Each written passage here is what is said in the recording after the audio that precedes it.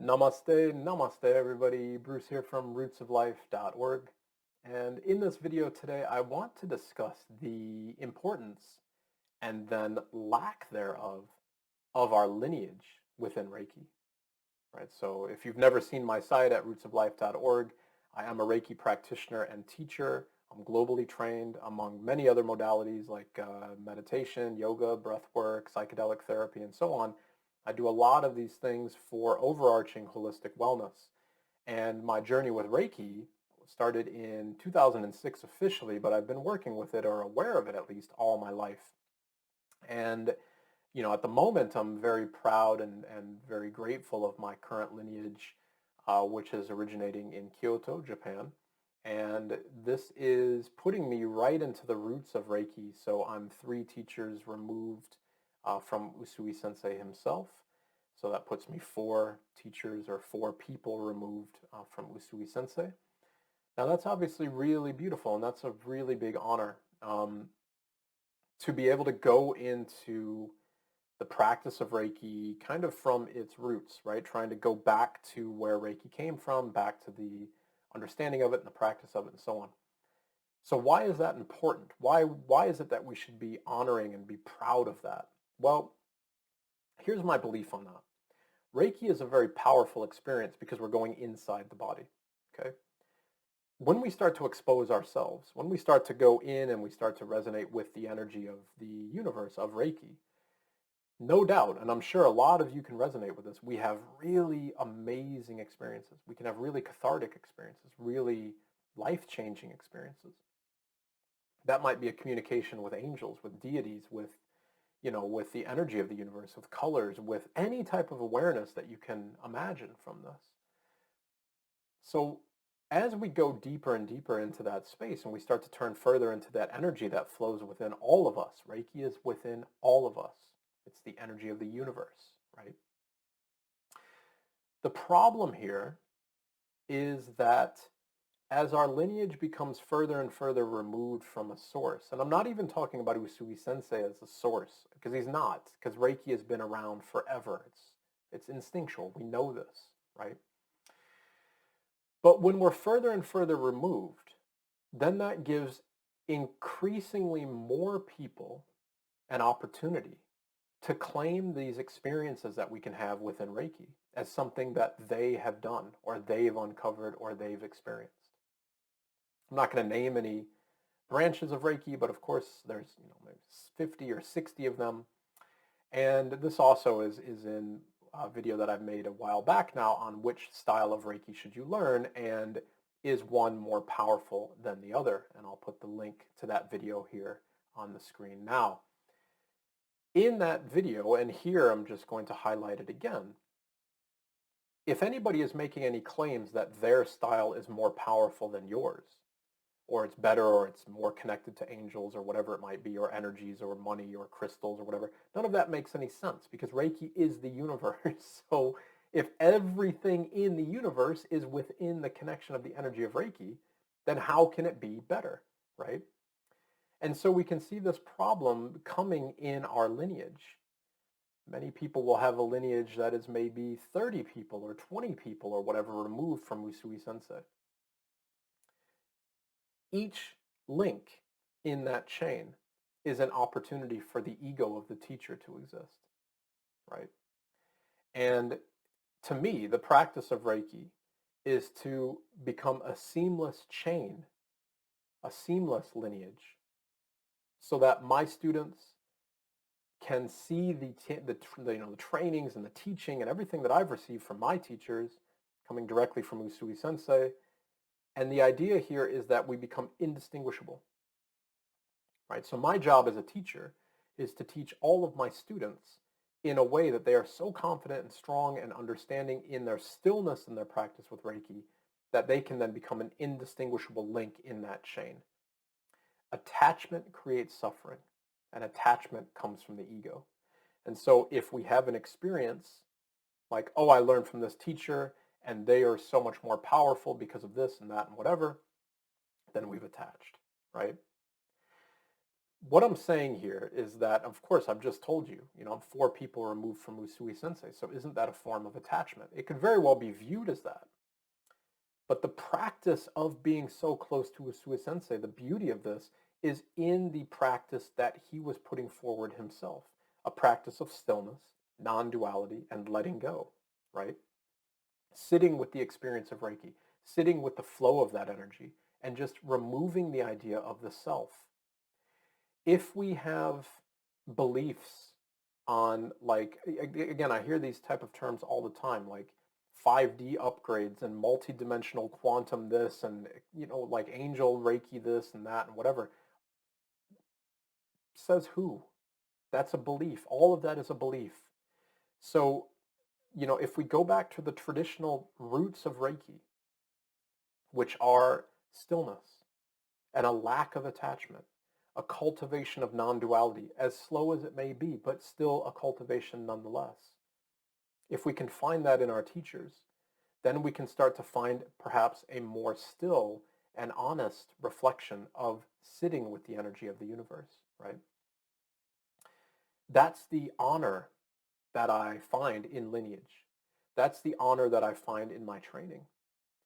The understanding of superseding the self, superseding the idea that Bruce Taylor is giving or creating an experience of Reiki for his students. That's not the case. What I'm doing is helping to cultivate a space where the student can hopefully start to recognize their own stillness and their own connection to the energy, step by step, day by day, practice by practice. We can get there, right? And so I hope you can see where that would lead into the lack of attachment to Lineage. While it's as beautiful and as important as all of those things that I've just said, if we stay fixated on it, then it can become a trap. I could very easily start to market my position as a teacher who is connected to Usui Reiki, and I'm more powerful because I'm this connected, I'm more powerful because of that, or whatever. None of that makes any sense, right? And if we think about this in a holistic sense, we hear this all the time. We hear it all the time from people who are learning something. I find it to be, maybe it's just my own personal experience, but I find it to be quite often the case in Tai Chi and Qigong. Like, I've never met somebody who has learned Tai Chi from somebody other than some, ultimate master in the rural highlands of China who is, now dead and only taught 50. Like, there's always these grandiose stories around teachers. And all of that stuff may be the case, right? Like, we could say the exact same thing about Usui Sensei, couldn't we? He's a Pure Land monk who had a presumed enlightenment on Mount Kurama after fasting for 21 days and apparently discovered Reiki. But none of that is true, right? It's not that he discovered Reiki, because Reiki is the energy of the universe. And hands-on healing has happened way before Usui Sensei. Jesus performed the laying of hands, miracles on his disciples and on common folk, right? Way before Usui Sensei. I mean, almost 2,000 years before his, presumed discovery of Reiki. So all of that can become an attachment. And if we believe these things, then we're actually creating, in my opinion, a detriment to our practice. So then what do I do as a teacher? What am I trying to bring to my students? Well, I'm bringing a honest discussion from the Japanese lineage that I follow about the history, about the practice, about the meaning, but all of that is contextualized and framed within the experience of the self. So it's not about me doing any healing with my clients, or it's not about me in, kind of giving or, passing along some sort of magical ability or whatever. It's more about me helping my students to understand the path inward, to help them understand that that journey inward is going to be the journey of discovering the Reiki within themselves. I can't do that if I'm attached to my lineage, because at some point, all attachments have to break and dissolve, right? Every form of attachment is a form of suffering.